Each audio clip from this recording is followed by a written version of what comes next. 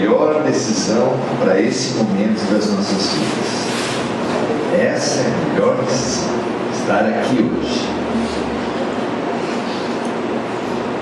A gente almeja felicidades bem difíceis e bem distantes. Muitas vezes a gente nem distingue essa felicidade desse momento, a felicidade de cada ocasião, de cada situação. E a felicidade desse momento é tomar a melhor decisão para nós agora. Daqui a outros momentos, quando a gente sair da casa, nós teremos outras decisões a tomar. E a gente não vai estar disponível para essas decisões enquanto a gente não estiver no lugar que a gente está, no momento em que a gente está, com as pessoas que a gente está. Vocês já repararam como a gente está em todo lugar, menos onde a gente está? Isso sempre aconteceu, mas com o celular, meu amigo, com o celular parece que a gente está sempre ausente.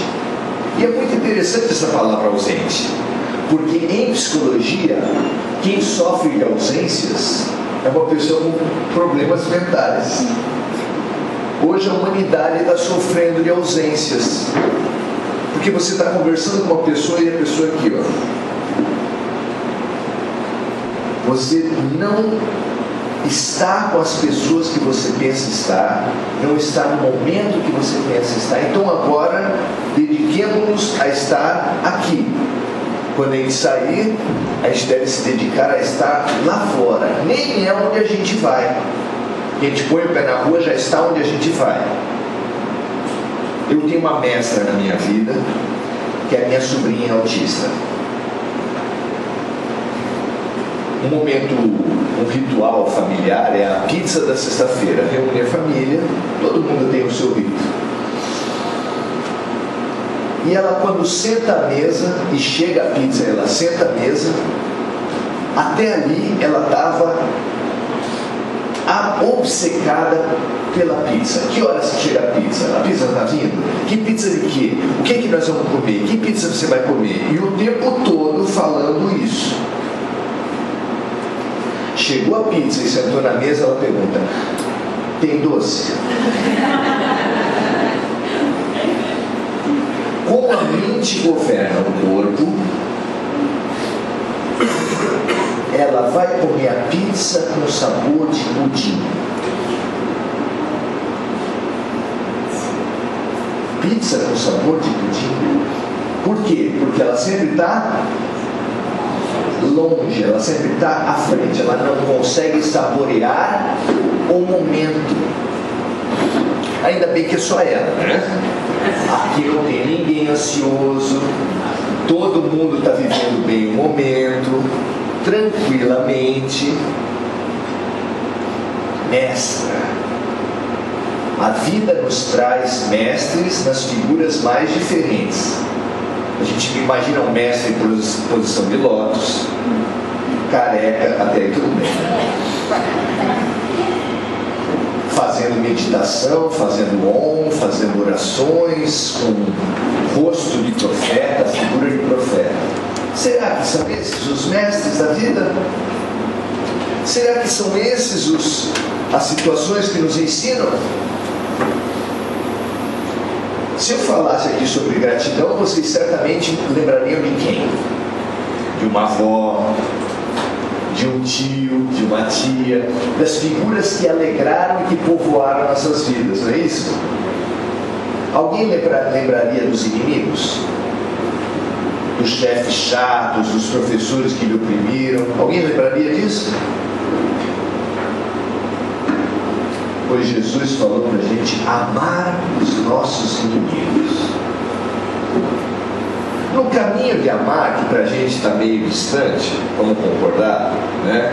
Meio complicado para a gente, sejamos gratos aos nossos inimigos. Aquele chefe que nos infernizou e que ensinou tanto, aquele tio que nos perturbava, aquela pessoa do trabalho que nos tira do sério, porque essas pessoas e essas situações e essas doenças e esses infortúnios da vida, vocês têm tido infortúnio na vida? Eu esqueci que eu estava falando para espírita é elevado, não tem problema, está todo mundo tranquilo, a gente encontra todo mundo rindo. Esses infortúnios da vida é que nos tiram da zona de conforto, é que nos tiram do que estava bem. É preciso de vez em quando dar uma chacoalhada na gente. Como diz Paulo, acorda, tu que dormes. A vida fala isso pra gente. E fala sempre assim na boa: acorda, nenenzinho, está na hora de acordar. Será que é sempre assim? Seria, se nós tivéssemos um sono leve. Mas quando a gente tem sono pesado, não adianta acordar queridinha. Tem que ser bater panela, abrir janela, fazer barulho. Se a vida nos trouxe terremotos, se a vida nos trouxe facão, para você descascar uma banana, o que você precisa? Só da mão. Se você for descascar uma laranja, o que você precisa? Uma faquinha. Se você for abrir um coco, o que você precisa?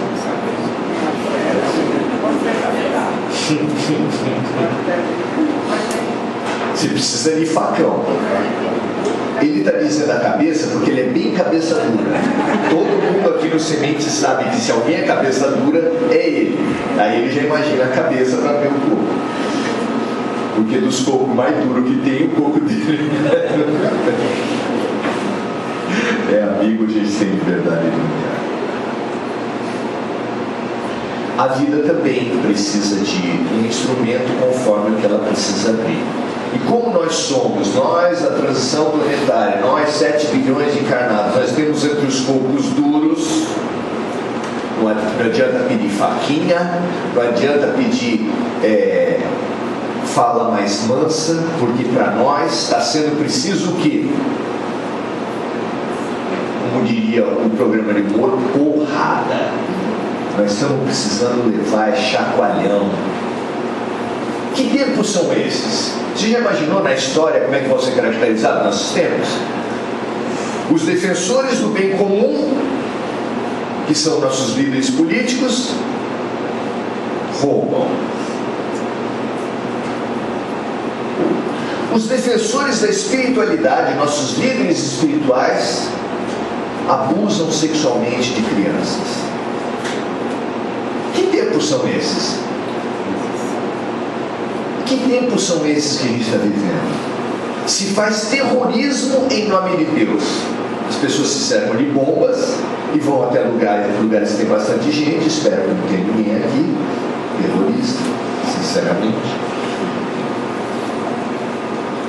E se explodem em nome de Allah. Que tempos são esses? Eu trabalhei em Bertioga num tempo em que de 5 conselheiros tutelares, 2 foram acusados e condenados por abusar sexualmente de crianças e adolescentes. Os maiores abusadores que tem de crianças e adolescentes são pais, padrastos, tios, avôzinhos. Nós estamos cheios de histórias de médicos. Olha que profissão confiável. Médicos que dão injeção em mulheres ou em adolescentes e depois abusam. Que tempos são esses? Por que tanto chacoalhão? A gente gosta de se revoltar contra os chacoalhões da vida. Você se revolta na frente de uma televisão? E aquele ódio, e aquela raiva, e aquela pena da gente mesmo vai fazendo o que com a gente? Que tipo de saúde você espera conseguir se você tem cultivado esse tipo de sentimento? Depois de um jornal, você está com que saúde? Depois do jornal, você está com que nutrição? Como nutrição, Maurício? Televisão não tem nada a ver com nutrição. Os fatos da vida não tem nada a ver com nutrição. E aí eu pergunto, será? Você se esvai, você sente esvair a sua energia de vida quando você se defronta com um fato que lhe violenta, que lhe agride, cuja lição você não consegue perceber e cuja visão, se a sua visão ou colocar na posição de vítima. A posição de vítima causa uma hemorragia espiritual na gente. Vocês conhecem alguém que só se queixa da vida? Ah, você conhece no espelho? Sei. Essa pessoa que só se queixa está em plena hemorragia espiritual. Cada vez que você se queixa, é como se pegasse uma faca afiada e desse um talho profundo em você mesmo. Começa a acontecer a sua hemorragia. Cada queixa sua. Cada queixa sua. Porque quem se queixa da lição está se queixando do professor. É ou não é? Quem fala que a lição está sendo ruim está se queixando do professor. Quem é o professor? Quem é o poderoso que governa a vida? É o Trump? É o Ho Chi Minh lá da China, da Coreia? É o Putin? Quem é que governa a vida? Quem é o verdadeiramente poderoso que está por trás de todos os fatos? É Deus. O Deus que você acredita, Ele é bom? Ele é todo poderoso? Ele é justo? Então como é que tem vítima? Dá uma explicação aí. Como é que tem alguém que é vítima do mal? Se tem alguém que é vítima do mal, se tem alguém que é vítima de alguma situação, de alguma injustiça, de alguma coisa que não devia passar, é porque Deus ou não é bom, ou não é justo, ou não é todo poderoso. Muita gente acredita que Deus é bom, é justo, mas não é todo poderoso, porque está em disputa com o diabo. E na disputa com o diabo, que é responsável por tudo que acontece de ruim, quem está ganhando? Então Deus só não é todo poderoso, como é bem fraquinho. Está perdendo de 7-1. Dá para acreditar nesse Deus? É esse Deus que você acredita? Cada vez que a gente passa por uma dificuldade, gente, por uma crise, por uma hemorragia, a pergunta que a vida nos faz é simples: você acredita em Deus? A resposta automática da gente é? Sim. Mas a pergunta que vem depois é: peraí, mas o Deus que você acredita é bom, justo e todo-poderoso? A resposta é? Sim. Então, qual é o espaço que existe na lógica, na realidade, na verdade, para a injustiça? Onde está a injustiça no mundo? A injustiça, a vítima, a briga da gente no mundo só existe porque a gente vive na superfície da vida. E na superfície da vida, as coisas são complicadas. Por exemplo, na superfície de vocês são todos diferentes. Se eu fosse o super-homem, com a minha visão raio-x, eu olharia para vocês em profundidade. E olhando em profundidade ia ser todo mundo igual. Um monte de caveirinha sentada na cadeira, uma beleza. Nós em profundidade, a vida em profundidade, não existe o mal. É difícil a gente entender isso, não é? O mal não existe. Não é que há males que vêm para bem, como a gente aprendeu desde a infância. É que todos os aparentes males que a gente olhando na superfície existem, no fundo, são bem. A gente se revolta porque a gente quer comer doce 5 minutos antes do almoço. A mãe fala, não, aí a mãe é um demônio. Fica emburrado, bate pé, faz muxoxo. Nós somos crianças que fazem um xoxo. A gente briga com a mãe, porque ela não quer dar doce. Sim, ela fala pra gente: filhinho, come o seu almoço, que depois, se você comer bem, né? Chantagem? Quem nunca teve? 5 minutos depois você vai comer o seu doce. Ela fala pra gente, Deus fala pra gente: bem-aventurados os mansos, porque eles herdarão a terra. Ele promete: bem-aventurados os aflitos, porque eles serão consolados. Bem-aventurados os humildes, porque deles será o reino dos céus. Deus também fala pra gente, e fala que se nós comermos direitinho o almoço, a gente vai ter uma sobremesa maravilhosa. E a gente se conforma? A gente quer o que a gente quer agora. A gente reza o Pai Nosso decorado, mas na verdade o nosso Pai Nosso fala assim: seja feita a minha vontade agora, assim na terra como no céu. Quando não é feita a nossa vontade agora, a gente acha que é o mal. É muito egoísmo. Egoísmo não é só a gente querer tudo pra gente, é querer que a vida seja regida pelo nosso querer. E a vida não vai ser regida pelo nosso querer. A única coisa que o professor não pode é passar um ano inteiro sem dar lição. A única coisa que você não pode pedir para Deus é não ter problemas, porque é através dos problemas que você se desafia, que você cresce e que você evolui. Hipoteticamente, se a gente quiser não sofrer mais, existe um caminho, mas é só hipotético porque o nosso estágio espiritual não permite. O caminho para você não sofrer mais, não ter que passar por chacoalhões, é você ter um sono leve, é você tornar mais leve a sua alma, é você perdoar imediatamente, não guardar mágoas de ninguém. Dá pra gente? Não dá. Nós precisamos da reencarnação, esquecer todo o passado para mamar no inimigo, para ser cuidado e ser zelado pela pessoa que você magoou. Isso tudo na família. E a gente precisa de chacoalhão. A gente precisa de chacoalhão. E eu vou dizer uma coisa para você: quanto mais forte a pancada do facão,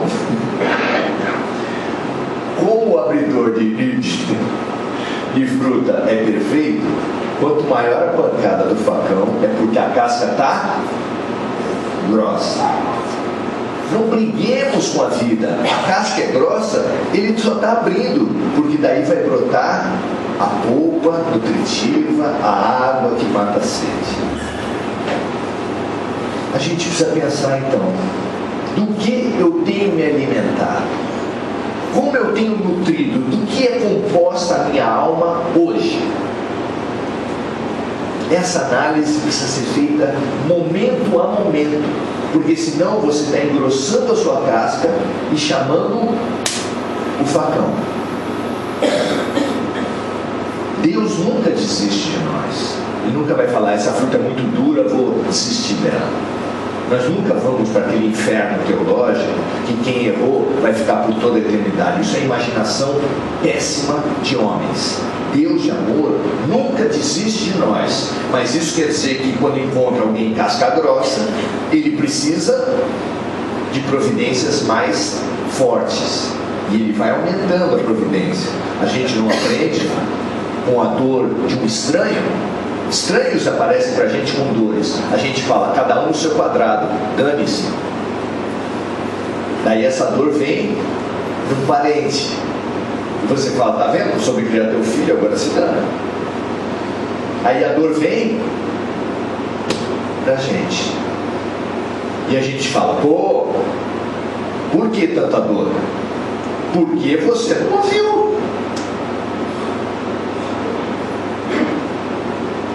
Nós estamos em cirurgia, porque quando o médico falou assim: examina-te todos os dias. Vamos pegar o exemplo da mulher: exame de mama. Examina-te todos os dias, porque se você encontrar um nódulo pequenininho, o tratamento é fácil, não invasivo, as coisas se dão de uma maneira mais tranquila. Se você só se verificar de ano em ano, pode ser que o nódulo esteja grande. Se você nunca se examinar, pode ser que você já encontre uma situação irreversível. É simples assim. Vigiai e orai para não cairdes em tentação. Conhece-te a ti mesmo. Todos os dias, a todo momento, nós precisamos perguntar: quem sou eu? O que eu tenho cultivado? O que eu tenho retido da vida? Eu olho a corrupção e consigo falar assim: Deus está me ensinando alguma coisa? Ou a gente fala: esse pessoal de Brasília tinha que morrer tudo? Quando você fala esse pessoal de Brasília tinha que morrer tudo, com ódio, você está chamando gente para a tua casa, à vontade. Imagina a cor da tua casa espiritualmente. Televisão, internet, você cultivando ódios, e a tua casa ensombrecendo, ficando mal cheirosa e gosmenta do ponto de vista espiritual. Quando você olha os fatos da vida e fala assim: peraí, o que Deus está querendo me ensinar? Não é para os brasileiros, não é para a vizinha, para a sogra, não. O que Deus está querendo me ensinar com esses fatos? O que a vida está querendo me dizer? Aí a cor da sua casa se abre. Sabe aquela imagem dos filmes dos 10 mandamentos, Moisés sobre o Monte Sinai, olhando as nuvens se afastando, e a voz poderosa de Deus falando com Moisés? É você. Não precisa ser no alto da Ilha Porchá, pode ser aqui mesmo. Quando a gente se abre para a luz, quando a gente se abre, e se abrir é simplesmente perguntar, humilde, de coração aberto: Pai, o que você está querendo me dizer com isso? Porque Ele é bom, Ele é justo, não cai uma folha de mármore que não seja pela vontade de Deus.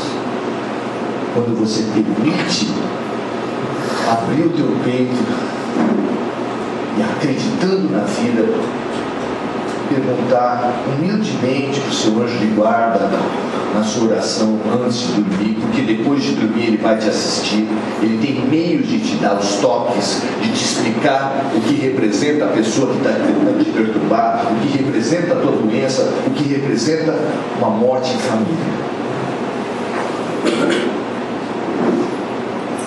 Depende de você abrir o seu coração. Eu aprendi na faculdade, aula de filosofia. O livro era fininho, Crítica à Razão Tupiniquim. Qual é a principal característica cultural do brasileiro? O jeitinho. A gente adora dar jeitinho nas coisas. Tem uma regra, a gente dá jeitinho. A gente gosta de dar jeitinho, certo? Você está fazendo uma obra, vem o fiscal de obra: opa, vamos beber uma cerveja ali na esquina? Para um motorista, para um guarda rodoviário, eu estava em alta velocidade: ah, mas tem jeito, seu guarda? Jeitinho. Tudo a gente é flexível. Aí quando vem um escândalo de corrupção, a gente fala: que absurdo, nossa. Como assim? Se a característica cultural nossa é o jeitinho, e Deus não é o PSDB, não é o PT, não é a Dilma e não é o Temer. Deus mandou para nós a lição da corrupção. Ou você acha que você caiu na classe errada? Quebrou o computador de Deus, você despegou aqui e fala assim: ah, Deus se equivocou. Deus está falando para você: desculpe, você é corrupto.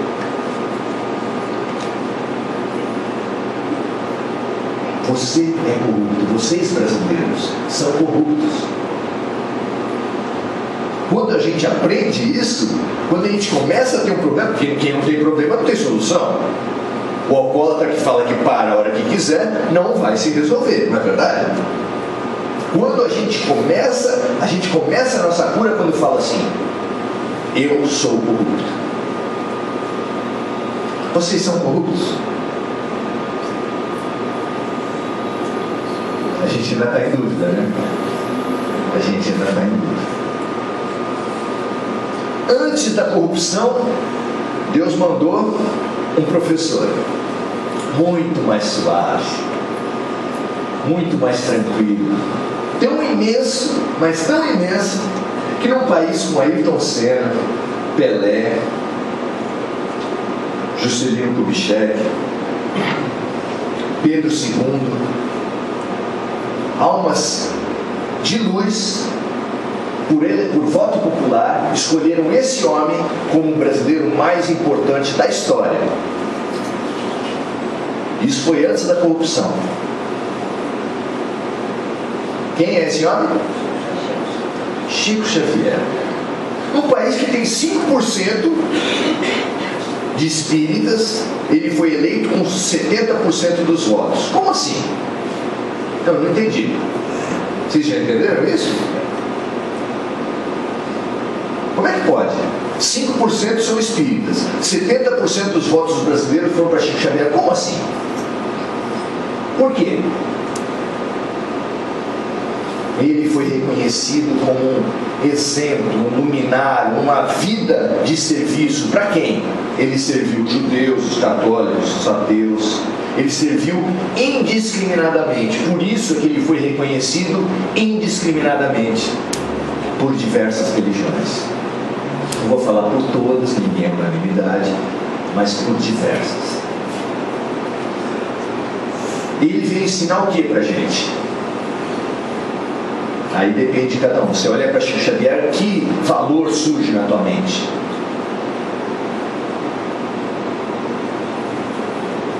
Humildade, simplicidade, paz, caridade, serviço. Certamente esses, mas outros também que vocês pensaram. Se nós tivéssemos simplificado a nossa vida, se nós tivéssemos aprendido com o professor que Jesus mandou, que Brasil seria esse hoje? Eu não consigo imaginar. Eu não consigo imaginar se nós tivéssemos aprendido com Chico Xavier.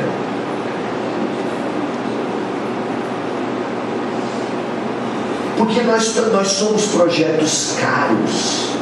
Nós somos projetos onerosos. Você já pensou, você como um projeto, quanto você custa para a vida? Quanto você custa para a natureza? Quanto você custa em papel, em plástico? Quanto você custa em água? Porque a gente é oneroso, a gente gasta muito, a gente desperdiça muito. Todos os mestres foram pessoas simples. Buda, Gandhi fazia caminhadas memoráveis, e como sua alimentação, ele levava castanhas e azeitona, dois alimentos que concentram muita energia em pouco peso, e aí ele podia caminhar sem ter que levar muito peso. Buda deixou palácios, uma vida de Fausto, uma vida de poderes, para ser um mendigo caminhando na rua. Jesus não tinha uma pedra onde encostar a cabeça. Nós somos muito complicados, muito caros. A gente tem necessidades. A gente tem sede de Coca-Cola, fome de McDonald's. A gente precisa ir no shopping desesperadamente e fica com uma inveja danada quando vê aquela outra conhecida cheia de sacola e você não poder comprar nada. Nós estamos programados, nós estamos complicados porque nos complicaram e porque nós aceitamos a complicação do materialismo.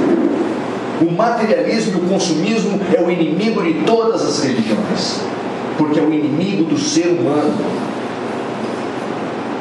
Esses mestres todos estão dizendo para a gente: simplifique a tua vida, porque boa parte de nós somos revoltados com a corrupção. É duro falar isso, porque nós temos inveja. Inveja.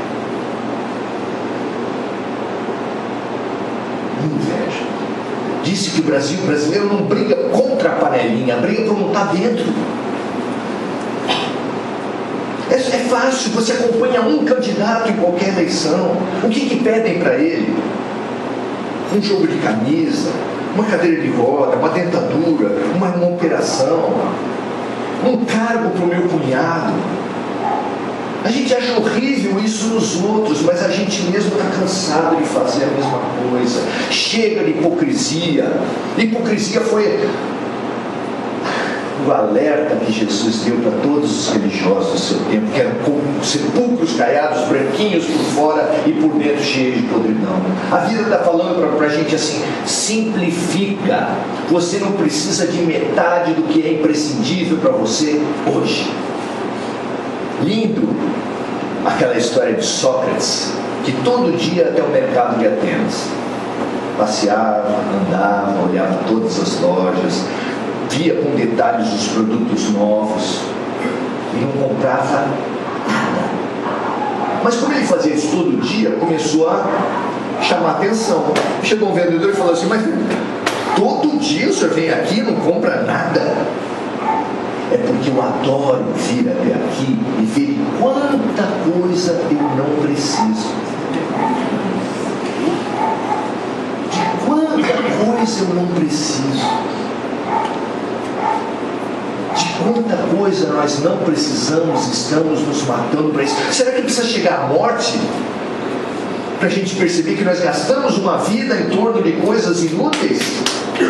De coisas desnecessárias? Será que precisa chegar à morte? Mas aí chega a morte, você precisa de outra vida. Aí entra outra vida, você se esquece de novo. Será que precisa? Será que a gente não pode agora falar assim: eu não preciso de tudo isso que é colocado pela televisão para mim. Eu não preciso que a minha cunhada comprou o último título. Porque os parentes são complicados, né? Quando eles compram, a gente não tem dinheiro.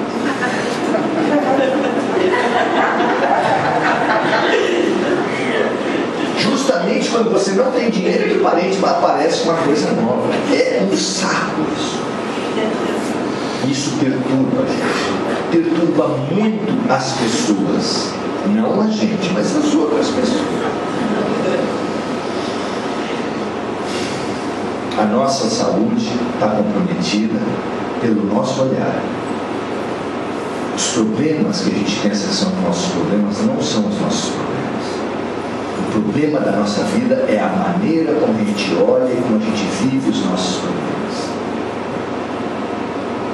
As crises acontecem porque, para você sair da ignorância até um estado onde você conheça alguma coisa, precisa ter uma crise. Não tem jeito. Ora, eu estava acomodado numa situação, tenho que levantar e fazer alguma coisa, dá uma crise, dá uma dor nas... A vida precisa incomodar os acomodados.